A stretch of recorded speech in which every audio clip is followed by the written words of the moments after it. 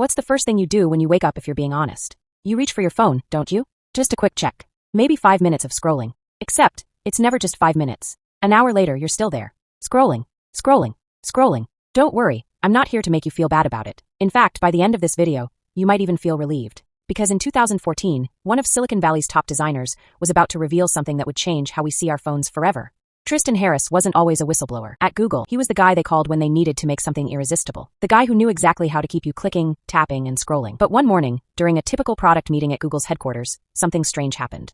As his team discussed ways to make their apps more engaging, Tristan noticed his hand reaching for his phone. Again, and again, and again. He looked around the room. Every single person, the very people designing these addictive features, was doing the same thing. Like clockwork, every few minutes, their hands would automatically reach for their phones. That's when it hit him. If the people who designed these apps couldn't stop themselves from checking their phones, what chance did everyone else have? This realization led Tristan down a rabbit hole. He started investigating how these apps were actually designed, not just at Google, but across all major tech companies. What he discovered was a carefully crafted system of psychological triggers, all designed to keep us hooked. Think about your social media feed. Notice how it never really ends? That's not an accident. The infinite scroll feature was specifically designed to eliminate natural stopping points. No more page breaks, no more next page buttons, just an endless stream of content. But it goes deeper than that. Every notification, every little red badge, they're all triggering something called dopamine loops in our brains. It's the same neurotransmitter that's involved in pleasure, in reward, in craving. The same one that makes us come back for more. In 2017, something unprecedented happened in Silicon Valley. Former tech executives started speaking out. Sean Parker, Facebook's first president, publicly admitted, "God only knows what it's doing to our children's brains." He explained how the social media platform was designed to exploit human vulnerability, using what he called a social validation feedback loop. Chamath Palihapitiya, another former Facebook executive, went even further. He revealed that they had created tools that were ripping apart the social fabric of how society works. The very architects of these platforms were raising the alarm about their own creations, that it's not just another tale of tech gone wrong. Because what Tristan did next changed certain things. He founded the Center for Humane Technology and started exposing the techniques that keep us hooked. More importantly, he began showing people how to break free. The solution wasn't what anyone expected. It wasn't about deleting all your apps or throwing away your phone. It wasn't even about willpower. It was about understanding how these apps actually work and using that knowledge to take back control. The average person now spends over 4 hours a day on their phone. That's 60 days a year, 2 full months of our lives just scrolling. And the numbers keep going up. But something interesting started happening around 2019. People began realizing that this wasn't just about wasted time. It was about something much more fundamental, our ability to think, to focus, to be present. The apps we use every day aren't just designed to be engaging, they're designed to be addictive. They use something called variable reward scheduling, a technique first discovered by psychologist B.F. Skinner. It's the same principle that makes slot machines so effective. You never know when you'll get the reward, so you keep pulling the lever, or in our case, scrolling the feed.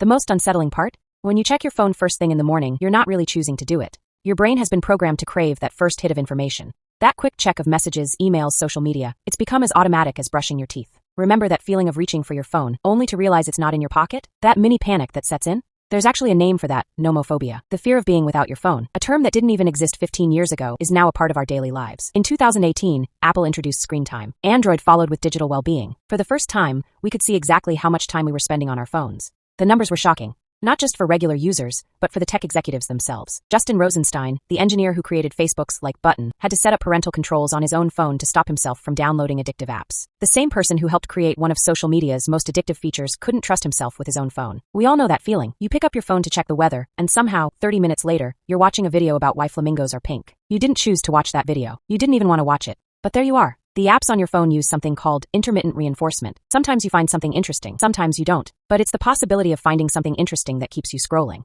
Just like a slot machine, it's the anticipation of the reward, not the reward itself, that hooks you. By 2020, studies started showing something kinda alarming. Our attention spans had dropped from 12 seconds in 2000 to just 8 seconds. That's shorter than a goldfish. We were losing our ability to focus, to think deeply, to be bored. And boredom, it turns out, is crucial for creativity. But the real cost isn't just time. It's moments. Real, human moments. The sunset you missed because you were checking Twitter. The conversation you half-heard because Instagram seemed more interesting. The book you never finished because TikTok was easier. And I know exactly how this feels because I've lived it. Let me share a personal story. Something that might sound familiar. I was what you'd call a serial social media addict. You know the type, jumping from one platform to another, always chasing that next scroll. First, it was Instagram. Scroll, double tap, scroll some more. Until one day I just got bored. Deleted the app. No big ceremony, just done. Then came TikTok. And let me tell you, when I say I watched everything on that app, I mean everything. I probably watched videos that hadn't even been posted yet. That's how deep I was in. But eventually that too lost its shine. But there was one app that I just couldn't shake. Twitter. Twitter was like this bottomless pit of drama and humor, an adrenaline fix that had me hooked for years. I mean, I deleted every other app and kept Twitter. It was my one vice, a constant stream of entertainment and updates every second. I was so addicted I probably spent 72 hours in a day on that app. And yes, I know there are only 24 hours in a day. I just wanted a way to describe how bad it was. Like, I wasn't just missing moments, I was choosing to miss them. Skipping classes, tests, important events, not because I forgot about them, but because I actively chose Twitter over them. This thread is too funny to leave. This comment section is on fire. Just one more story. These weren't excuses, they were choices. Conscious decisions to stay in the digital world instead of participating in the real one. Then earlier this year, I decided to start a YouTube channel. And that's when reality hit me like a ton of bricks.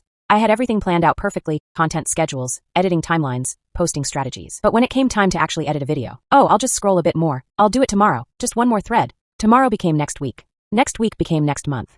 The cycle seemed endless. Meanwhile, every other YouTuber was showing up on my feed talking about their success stories, their earnings, how YouTube transformed their lives. And there I was, watching those videos, knowing my addiction to scrolling was holding me back, but feeling too hooked to stop. Until one day something finally clicked. It wasn't just inspiration, it was a mirror showing me exactly what I was giving up by choosing to scroll instead of create. But here's where it gets real. Breaking free wasn't pretty at all. I deleted Twitter 5 times in 1 week. 5 times. And 5 times, I downloaded it right back. It was like a digital rubber band, snapping me back every time I tried to break free. But something interesting happened during those attempts. Each time I deleted the app, the period before I reinstalled it got a little longer. The urge got a little weaker. Until finally, 3 months ago, I deleted it and actually stayed off. During those 3 months, something magical happened. All that time I used to spend scrolling, I poured it into editing my videos, creating, building, actually doing something instead of just consuming. But I'm going to be honest with you, the urge didn't completely disappear. About a month ago, I felt that familiar pull. That, I wonder what's happening on Twitter feeling. But instead of downloading the app again, I tried something different. I started using the browser version. And let me tell you, it was the worst decision I could have made. The browser version is clunky. It's slow. Well, at least for me. You'll be deep in a thread and suddenly poof, you're back at the homepage. It's like trying to eat soup with a fork. Technically possible, but so frustrating that you eventually give up. Every time it got laggy or crashed mid-scroll, I'd get annoyed and just close it. And that frustration, that's exactly what I needed. Because when something's not enjoyable anymore, when it's actually painful to use, you start making different choices. You close the browser. You pick up your camera. You do that assignment you're supposed to do. You edit that video you've been putting off. Today, I've gotten to a point where my self-discipline has gotten very good. Like, I can actually scroll through YouTube shorts and say, okay, that's enough, and mean it. Actually close the app and go do something productive. It's not about having infinite willpower. It's about making the addictive option so inconvenient that your brain naturally chooses something else. Back to the 2020 study and results. Around 2021, something started to shift. People began realizing that being always connected meant being never truly present. A new movement started emerging, not of tech rejection, but of tech intention. The solution that Tristan and others discovered wasn't about digital detox or going off the grid. It was about understanding these apps for what they really are, tools designed to capture and hold our attention. And once you understand the design, you can start to see the exit doors. The thing about breaking free from scrolling is, it's actually simpler than you might think. And I'll prove it to you. Catherine Price, a journalist who literally wrote the book on phone addiction, fascinatingly discovered something. After interviewing hundreds of people who successfully broke their scrolling habits, she found they all shared one thing in common. They stopped trying to use willpower. Instead, they did something much simpler. They made their phones boring. Sounds too simple, right? But here's what happened when they tried it. One of Catherine's study participants, a college student named Alex, was spending 6 hours a day on social media. He tried everything, app blockers, screen time limits, even locking his phone away. Nothing worked. Then he tried something different. He removed all his social media apps and made a deal with himself. He could still use social media, but only through his laptop's web browser. The result? His screen time dropped by 70% in the first week. Why? Because he removed the friction. No more mindless reaching for his phone. No more endless scroll. If he wanted to check Instagram, he had to make a conscious decision to open his laptop. This is where it gets good. Because what Alex discovered, and what thousands of others have since proven, is that breaking free from scrolling isn't about having more willpower. It's about having less opportunity. Think about it. When do you scroll the most? For most people, it's first thing in the morning, during bathroom breaks, while waiting in line, before bed. These aren't conscious choices. They're habits, and habits have triggers. Here's where the actual how-to comes in. Former Google engineer Josh Trent found that by changing just 3 things about his phone setup, he cut his screen time from 5 hours to less than 1 hour per day. 1. He made his phone grayscale. Turns out those bright, colorful app icons are specifically designed to catch your eye. Remove the color, and suddenly your phone becomes a lot less appealing. 2. He moved all his infinity pool apps, social media, news, entertainment, to a folder on the second page of his phone.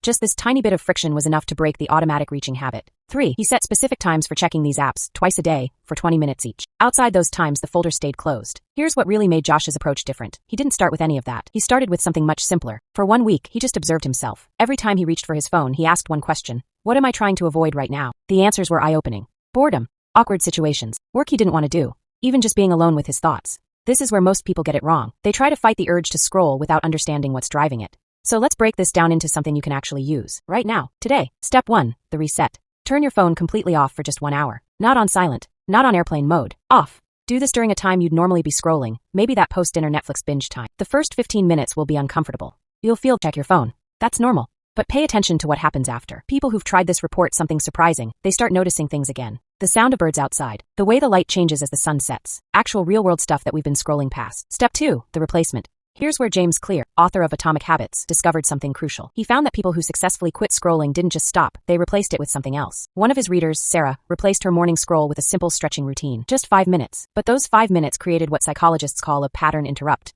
Instead of reaching for her phone first thing in the morning, her body now craved that stretch. But let's get even more practical, because you're probably thinking, yeah, but what about important notifications? What about staying connected? This is where app designer Kevin Rose found the perfect balance. He created what he calls the VIP filter. It's brilliantly simple. Turn off all notifications except from actual humans. No apps, no games, no news. Only allow notifications from people you drop everything to talk to right now. Move all social media apps to a separate folder called Intentional. The results? His users reported an average 40% drop in screen time within the first week. But here's the interesting part. They didn't feel like they were missing anything, because the important stuff still got through. And speaking from personal experience, I've discovered another unconventional but surprisingly effective approach, and here's my weird but effective tip. If you can't quit cold turkey, make the experience worse. Use the browser version. Turn off autoplay. Make it frustrating, because sometimes the path to breaking free isn't about building better habits. It's about making the bad ones so annoying that you naturally let them go. This brings us to something fascinating that neurologists discovered. When you check your phone, your brain releases a tiny bit of dopamine. But, and this is the key part, you get a bigger dopamine hit from anticipating the check than from actually checking. It's why that moment before you open Instagram is often more exciting than actually scrolling through it. Your brain is literally getting high on the possibility of what you might see. This is where we get to the part that actually makes these changes stick. Because let's be honest, we've all tried to cut back on phone use before. The difference is in how you frame it. Instead of thinking, I need to stop scrolling so much, try this. I'm choosing to be more intentional with my time. The difference in this mindset shift is powerful. When you say, I'm choosing to be more intentional with my time, it gives you control. It's not about restrictions or deprivation. It's about creating space for what truly matters. Step 3, the reflection check-in. At the end of each day, take a few minutes to reflect on how your time was spent. Ask yourself, did I fill my day with things that actually matter to me? What did I gain by not scrolling as much? If you find that cutting down your screen time opened up space for a meaningful conversation, a new idea, or even just a sense of calm, that's a win. Recognize it. Reflect on it. This simple practice trains your mind to see the benefits and gradually reinforces the habit. Step 4, the real-world anchor. One of the most effective tricks for staying off your phone is creating a real-world anchor. This could be something as simple as leaving your phone in a different room or having a dedicated spot where it stays after a certain time in the evening. One user called this his charging station. Once his phone was docked, it meant that he was fully present for whatever else was going on in the room. It might seem trivial, but physical distance creates mental distance. That one little action helps anchor him in the real world, not the digital one. Small wins build momentum. When you succeed in resisting the scroll just once, it becomes easier to resist the next time. It's like working out. You don't run a marathon on day 1. You start with a mile, then 2. Building this habit gradually strengthens your self-discipline over time. Step 5, the power of habit pairing. Here's another tip from James Clear's work. Pair the new habit with an existing one. For example, instead of checking your phone right when you wake up, reach for a book, journal, or even a glass of water. By pairing an intentional real-world action with a specific time of day, you're effectively rewiring your brain to crave that new activity instead of the phone check. It's important to remember that no habit change is perfect. You might have days when you slip up, and that's okay. Be kind to yourself. The real challenge isn't avoiding all screen time forever. It's gradually shifting towards a more balanced, intentional use. So, on those days when you do reach for your phone a bit more, don't beat yourself up. Just notice it, reflect, and gently steer yourself back on course. Progress, not perfection, is the goal. Ultimately, these steps aren't about ditching your phone altogether. They're about choosing how you want to spend your time. Imagine what it would feel like to be truly present in your own life, to have meaningful interactions, to get back into hobbies, to feel more connected with yourself and others. Instead of feeling tethered to a screen, you'll find yourself free to explore what really matters. And over time, as these small shifts take root, you may discover that you're no longer reaching for your phone out of habit. You're reaching for it with intention. Hope all these steps in this video actually help you overcome whatever scrolling addiction's stopping you from being productive. You can try the very much unconventional tip that actually worked for me. Try downgraded version of whatever app is holding you hostage. It might be frustrating, but that's the point. It might just save you from the endless scroll. If this journey towards intentional living resonates with you, don't forget to like, subscribe, and share this with someone who could use a break from the scroll. Leave a comment below about one simple step you're taking to be more intentional with your time. Let's inspire each other.